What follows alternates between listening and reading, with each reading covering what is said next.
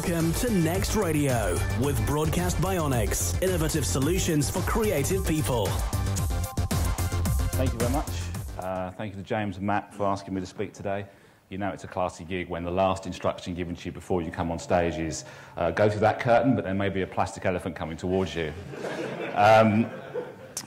So I was interactive editor at 5 Live for about 6 years, and then last year I had the opportunity to go... Oh, by the way, I'm going to just put some slides up which are not directly relevant to the presentation, but just something for you to look at while I'm talking and maybe tweet a few facts and figures off to save you having to watch me.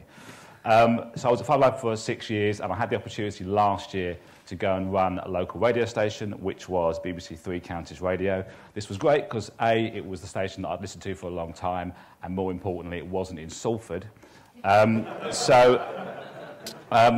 I would preempt this presentation by saying that during my time in local radio, I worked with some quite brilliant people, and they were people who were more passionate about their content and their radio station, and more importantly, their audience, than anybody I've ever encountered in 20 years in the business. And I think sometimes the bigger brands often look down on local radio, and I think there's a lot that local radio could teach some of the bigger beasts in the jungle. So I got there, and the first thing I did when I was there was just spend some time in the newsroom, watching and looking and learning. I hadn't been in local radio for a very long time. And one of the things that I observed is this was a group of people that didn't really go online. You know, during the day, in their day-to-day activities, online wasn't really part of their focus, which I found quite surprising given where I'd come from. And this, I found out as I went to other local radio stations, this was true elsewhere. I was in one local station, and there were 3 guys having a conversation about whether or not this particular footballer was the youngest footballer that had played for their local club. And one of the guys said, well, hang on, I'll have a look. And they got a load of local newspapers and was flicking through the back pages of the local newspapers to see if they could find out if this was true. Of course, I'd Googled it by this point, so I had the answer. And these 2 guys looking through the papers, and they called over a 4th guy. And the 4th guy said, well, don't look in there. And he went over to a cupboard and pulled out a big pile of all the previous season's football programmes. So there's now 4 guys, and they're standing there, and they're going through the backs of all the local papers and through all of these football programmes. And I'm thinking, well, surely someone's going to look online. There's computers in front of them. And then a 5th guy came over, and he said, why are you going through all that? That's ridiculous. There's only one way to find out. And he leant down and pulled out an encyclopedia-sized 100 years of this football club. So there's 5 guys now, and they're going through this encyclopedia book, all the football programmes and the local papers. But it didn't occur to any of them to look online. And I began to realise that in many stations, it's just kind of not in their journalistic DNA, if you like, to use online in that way in their day-to-day activities. So I really wanted to change this at BBC Three Counties. And there were kind of 3 reasons for doing this. And Kevin Backhurst at the News Channel blogged about this last week. One of the reasons is about news gathering and how we get new voices, new stories from new sources. Another is about engaging with the audience. And the 3rd one is about using social media as a platform for your content to get it to new ears and potentially new listeners. So along with a couple of brilliant people, Sue Llewellyn and Claire Wardle, who some of you may know, we put together a 2-day course to put everybody in the radio station through. And when I say everybody, I mean from the highest paid presenter to the guy on reception. So everybody spent 2 days talking about online, looking at what online could do, learning about Twitter and Facebook and everything else. And everybody went through this course, both kind of in a big boardroom we set up and practically in the newsroom as well. And that course has now been run, I'm pleased to say, elsewhere in the country.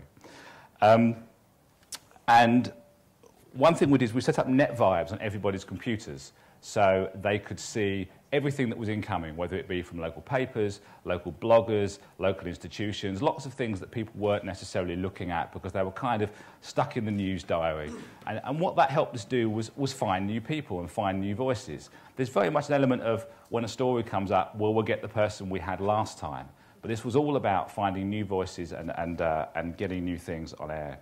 And I'm going to give you 10 examples now of stories and things that we sourced through social media, a few from Three Counties and a few from elsewhere in the country. And this will put some numbers up while I'm doing that.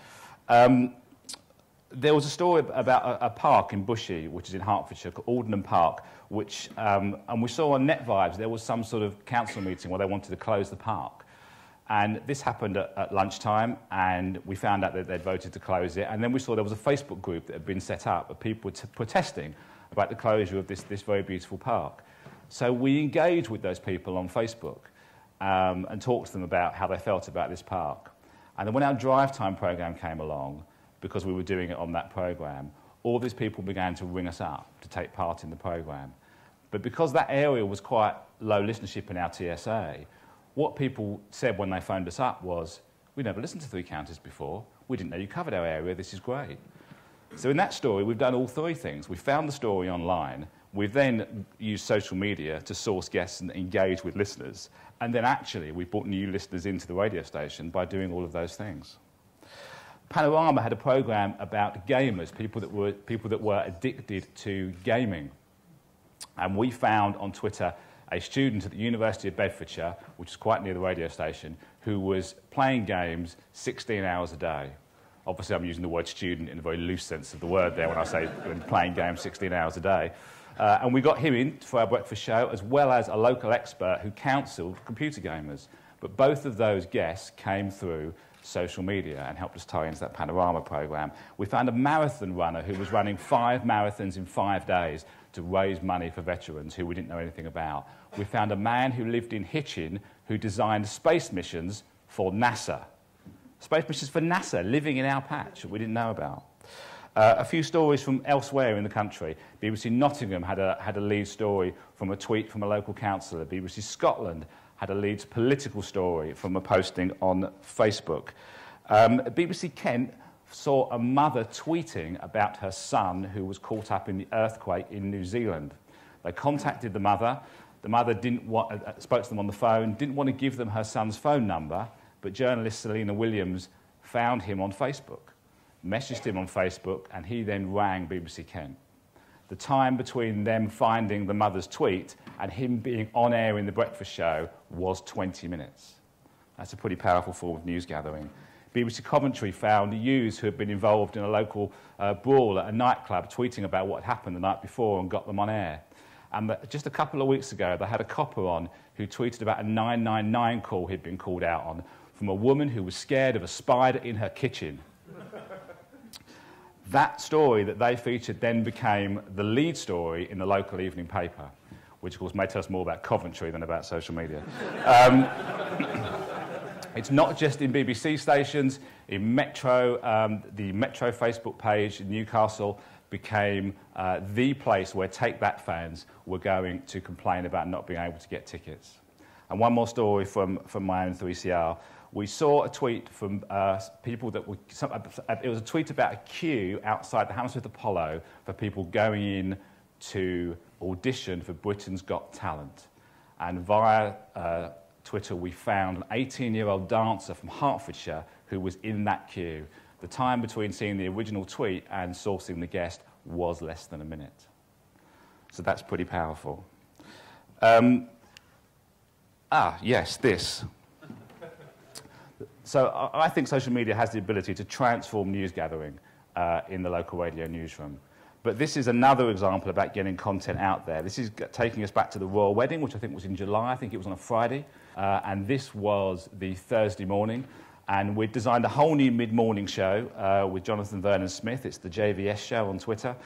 And this was, and we'd very much worked hard to integrate social media with this program. So this is the morning before the royal wedding, and this is a caller called Melvin, who thinks that the royal wedding is outrageous and a waste of taxpayers' money, and is really quite angry about it. Here's the clip.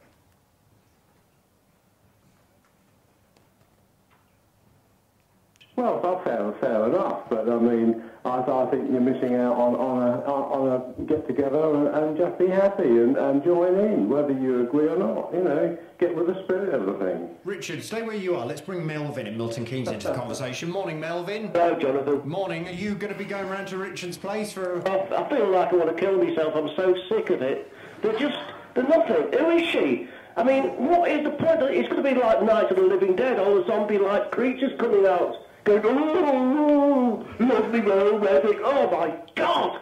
It makes me really sick. Richard? Yeah.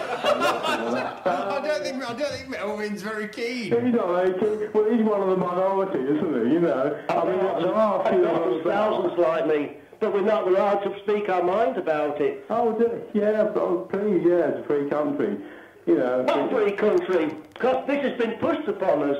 We're in dire straits. We've got the country's on its knees. Yet I can't banned. If I say what I want to say, I'll be banned. I'll be taken off the air forever. Well, it's really, you want to get alive. People like you really want to smell the coffee and get real. Well, of course, nothing. They mean nothing to you. You want to know. Hang on, Melvin. Melvin. These people like other people of royal family scrape on the bottom of the shoes. Melvin. It makes me sick. I'm really, really sick to death of it. Melvin. I'm really sick to death of it. You put it on the radio. What do you wear? Royal wedding. I really am bloody fed up. Melvin. I've never played that clip with the slide before. I feel like I've just committed some sort of treason. So he wasn't happy, as you could hear. That clip went out at 9:25 in the morning, live in the mid-morning show. Laura Miller, who was producing that programme, producer Laura on Twitter, please mention her, had that on Audio Boo and on Twitter and Facebook by 9:35. Now, that's quite a journey for a group of people who weren't really using online very much to be getting that sort of material out during the programme. And quite often during my job, people say to me, well, we haven't got time. You know, we're making a programme, we haven't got time. But there's evidence there that people have got time. I mean, she's outputting the programme and she's actually getting audio out there at the same time. There was a similar event the week later when somebody phoned in after the local council elections and said we should deny women the vote because they were making a mess of it all. And that also sort of went viral. 130,000 people listened to that on Audio Boo. That's greater than the weekly reach of many local radio stations. It was hugely successful and great for the 3CR brand. Because of my previous job, I wasn't hugely surprised when it turned up on 5 Live later that day, and there was a bit of a conversation around it. But I was surprised when it turned up on WNYC New York and formed part of their debate about the royal wedding later that day, because they had picked it up on social media as well. I have no idea who else played it around the world, but it does show you how you can use it as a platform to get your content out there. So the other thing that happened, which was kind of a byproduct, which we didn't really expect, is that other local media began sharing our content. So the local papers would retweet stuff that we'd done, and we'd retweet their stuff. And the local ITV station would retweet stuff that we'd done, and vice versa. And an interesting organic thing began to happen, which was that rival media, for want of a better word, who wouldn't necessarily work together or cooperate on a news-gathering basis, were quite happy to share content and offer each other's content in the social media space. Now, if you've got all of those various people around the table to discuss some sort of shared news-gathering operation, that conversation may not have got very far. But in social media, it seems, there's now a much more organic and natural way of people in different organisations sharing content, which was a really interesting outcome that we hadn't quite expected. The point I'll leave you with is that I go to a lot of conferences, as do many of you, and it seems that newspapers are always talking about connecting with their readers and how local is going to be important, hyperlocal is going to be important. And we're about to get, in terms of television, a lot of sort of local television franchises rolled out around the country because there's a belief in some quarters that that's the future for television.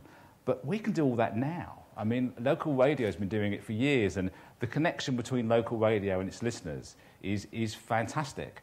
And I do genuinely believe that using online and using social media and a few of the things that I've shown here today can bring us even closer to that listenership. And I think that radio can do right now some of the things that newspapers and television are, to be honest, only dreaming about.